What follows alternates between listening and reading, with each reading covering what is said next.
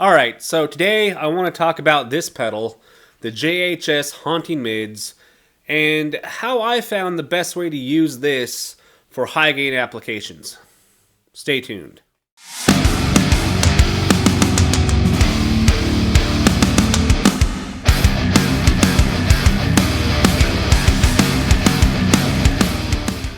Alright, so the Haunting Mids, as its name implies, is a pedal that allows you to control the mid-range frequencies on any signal, as well as boost the overall signal as well as the mid-range.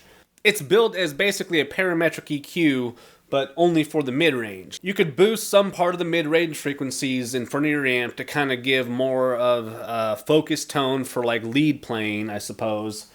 It can also work as like its own little boost overdrive. If you were to turn the volume all the way up on this thing, you'd get quite a bump in the level. I think it goes up to plus 18 decibels. On top of that, you could also scale it back to attenuate the overall signal if you were to run this in the effects loop, similar to the JHS black box. Additionally, these dedicated mid-range controls, you have the sweep knob, which gives you an effective sweep between 400 Hz and all the way up to 7.5 kHz. And then you have the mids control knob, which if you go to the right, you will get a boost in the mids. And if you go to the left, you'll get a cut.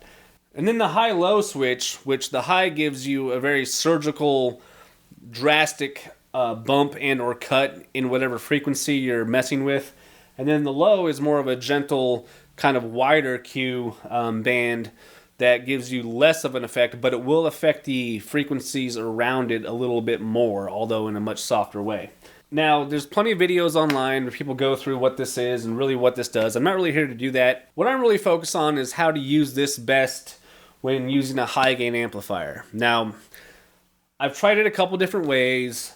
What I found works the best is actually using this in the effects loop and using it like, you would any other EQ pedal. Now you might be saying, like, why not just get like a 7 or 10 band EQ to put in the effects loop, and you can have a lot more control over the overall frequencies that you're trying to dial in and out. Well, I think most amps sound pretty good to start. This EV8 Stealth, which I've loved having, it sounds pretty good no matter what. Like, there's not much you have to do to this amp. Also, the difference between something like a graphic EQ and a parametric EQ is kind of in the way that they treat the frequencies that you're trying to manipulate. For instance, on the 7 or 10 band EQ, you're going to have a fixed frequency that's going to be in the middle of that, that cut or that boost. And most of them are built to have about a third of an octave, tolerance between what they affect around them. And that frequency response ends up looking like a pretty narrow kind of shelf around that frequency. And as they overlap, they can cause kind of weird humps and valleys in the frequency curve. For me, the graphic EQs just have never really worked in the way that I've always wanted them to. I do prefer how parametric EQs, behave. With that said, trying to find a parametric EQ in a pedal form that is affordable and somewhat accessible is also kind of hard to do. The Empress Para EQ is a pretty substantially expensive pedal just for an EQ pedal. On top of that, if you were to go like with a rack mount, EQ unit or something of that caliber, you're talking much more money. And you're also talking about having something with tone tweakability that is a little bit too in-depth for just, a standard guitar rig. I do like to tone tweak, don't get me wrong, but something like this pedal with a very dedicated range of frequencies and some pretty simple controls kind of hits the mark for what I like in terms of that post-EQ flavor. So I found that I like to use this best in the effects loop of the amp. And now the caveat being that it works best in an effects loop that is wired in series, which basically means it's just a step in between the preamp and the power amp section of the amp. Now, an amp like this older 3-channel Mesa Boogie has a parallel effects loop, and you could use something like this in that, but what it's going to do is blend in the process signal in with the dry signal, and that's really good for things like delay and reverb and like time effects. But for things like EQ, gates, or things that actually are trying to change the overall sound of the amp, it's not the best fit. So just keep that in mind. The CVH has a series effects loop, and this thing works great in it, and I'm going to show you kind of what I'm doing here with that to make this amp, to me, sound just a notch better than what it did when I got it. Alright, so I pulled out my Jackson Dinky with the Fishman kill switch engage set installed. It's in drop C. I'm going to keep it on the voice 1. I went ahead and I have the amp blue channel and red channel both just dialed in at noon. Everything's at noon, presence at noon.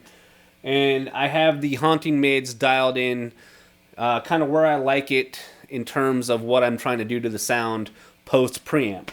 And what that really is, it's a volume match with the volume, which in this case only requires like a mild bump in the volume to kind of match the output that's coming from the amp, by itself. And then really what I'm doing is I have the sweep kind of down low in the very low mids. If I had to guess, I'm looking at like somewhere in like the 525 hertz range. And the mids are just scaled back just a little bit.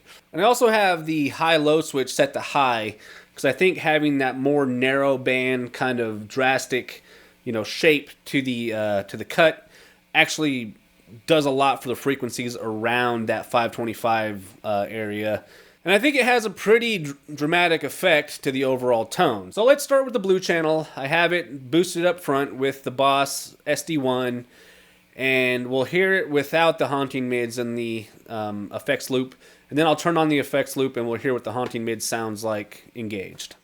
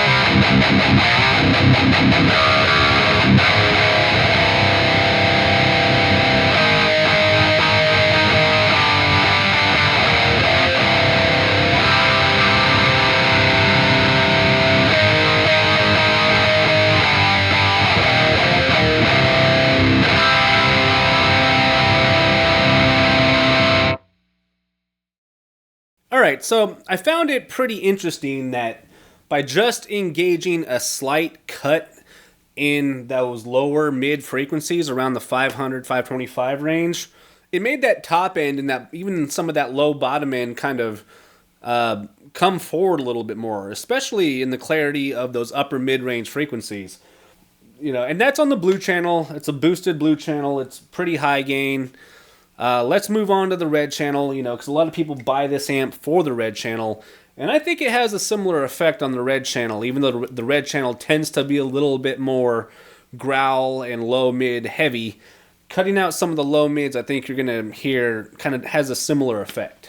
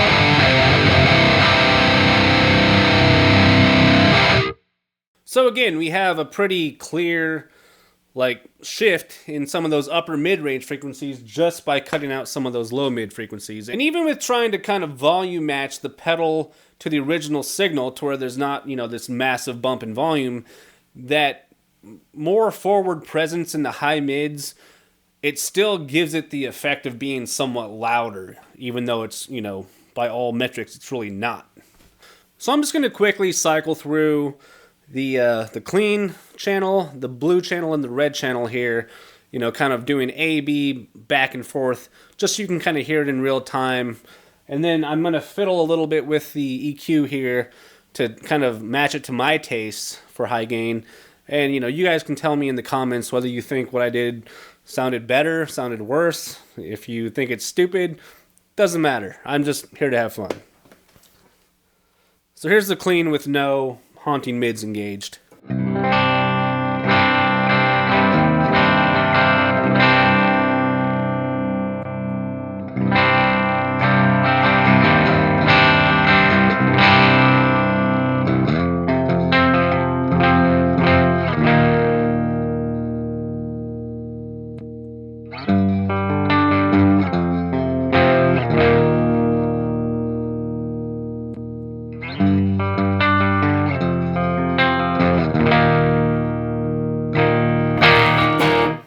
So even on the clean channel, it kind of does a similar thing where you're just getting a little bit more sparkle on that top end, and it's kind of making that that low end a little less, I don't know, muddy. I don't know if muddy is really the right word, but it's flattening out some of that kind of woofy low end, you know, in the low mids, and it's allowing some of that more resonant like sub lows to kind of fill out the room. At least, you know, at least that's what I'm hearing. So I'm going to move on to the blue channel, and I'm going to dial it in how I normally have it, and we'll hear it with and without the haunting mids.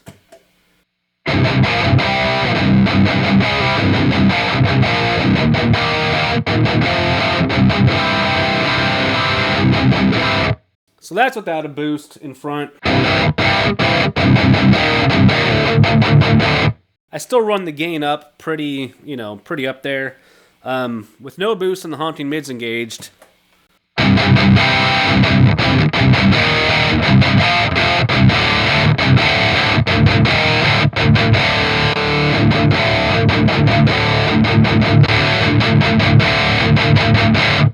Even without a boost in front, obviously there's a big difference. And all I have done here is dialed back the mids on the blue channel just a slight bit. What's kind of cool about being able to manipulate the mids post EQ is it gives the mid-range control on the amp itself a bit more playability. I've always found the mids on the EVH amps and even some of the older 5150 stuff to be a little bit more in that honky kind of realm. And I think a lot of that comes from that 400 to like 800 range of frequencies. So I'm going to engage the Mud Killer boost in front of the amp here with the haunting mids off, and we'll see what that sounds like.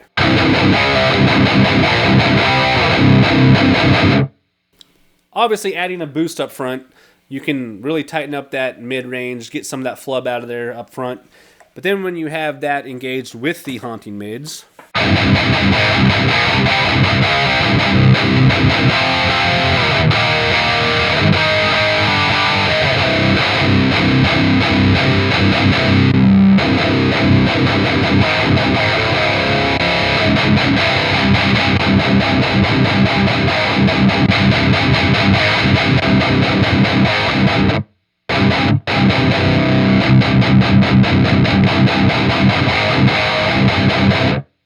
so what the haunting mids is kind of doing, I can pull that high-end frequency back on the amp just a little bit, and it allows those really, like, I don't know, just like kind of searing, crunchy, fizzy, high-end stuff that you can kind of get by overdoing the high-end on the amp. It allows me to almost like darken it enough, but then this comes in, and then it bumps up some of that, you know, that real bitey kind of upper mid-range that I'm looking to still retain, because, you know, turning the highs down, it kind of cuts some of that out too. So in tandem, these things are working together really well. So let me go ahead and move on to the red channel real quick.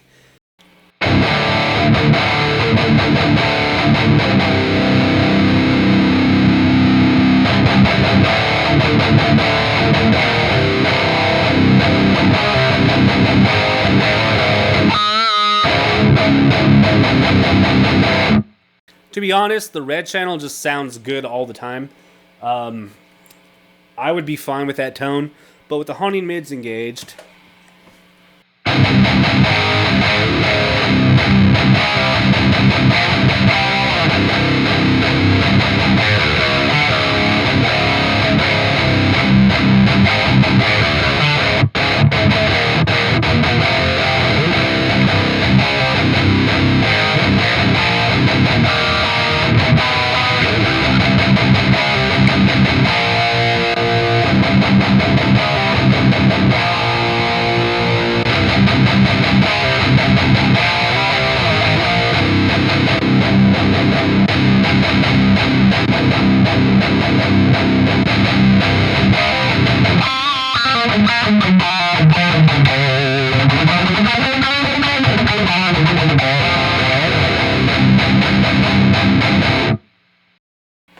yeah, I think the haunting mids pedal, or any, to be honest, any parametric EQ pedal in the effects loop of the EVH is a killer option to have. I like it better than a graphic EQ, although if you have a graphic EQ and you've been running it in front of your amp, try it in the effects loop, because what it does is it gives you a bit more of the, like, that final shapeability. Like if you're used to using guitar plugins, or you're used to doing any kind of recording or mixing stuff, having the EQ in the effects loop is a much more, I don't know, it just makes more logical sense to have it there than anywhere else.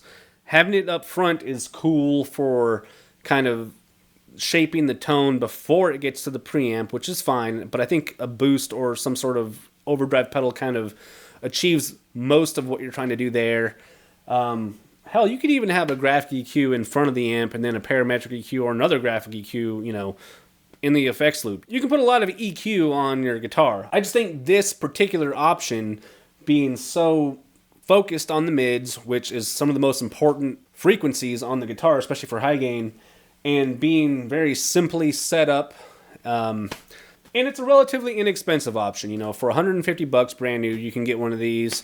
You tend to find them on the used market for $100 or less, and I think a lot of people get one of these thinking they're one thing when they're not. They're not really. I don't know. In front of the amp, it's cool. It doesn't quite afford you the same range of tone shapeability that it does in the effects loop, but for high gain and for the chuggy stuff, I think this thing is really great. Honestly, when I first tried this in the effects loop, I got an effect that kind of was reminiscent of the old BBE sonic maximizers that we all, well, not we all, but a lot of us used to put on our high gain amps that made them sound like high definition. And in retrospect, I understand what that technology was trying to do, or what it was doing to create the effect of, non-competing frequencies in the, the timing of how certain things came through the speaker and what it was doing. But I also noticed, back when anytime you would engage a sonic maximizer on a tube amp, while being close up and within proximity to the amplifier, it sounded pretty cool. Once you got about 10 feet away from the amplifier, it just sucked all the volume out of the actual, the actual speaker, out of the signal. And so this does none of that. This kind of gives you a little bit more of that high fidelity kind of sound, and it's just as loud as it were, if not a little bit louder to the ear. So I don't know, it's something worth trying. Let me know in the comments if you think it helps, hurts, whatever. I'm gonna keep this hooked up for recording and doing any kind of live sound work. I'll probably disengage it when I'm doing any kind of straight demos or anything like that. Just don't want to color the sound too much, but I think it's a really cool pedal, and I really like the way it sounds. So I'll leave you guys with that. Hopefully you got something out of this. Let me know in the comments.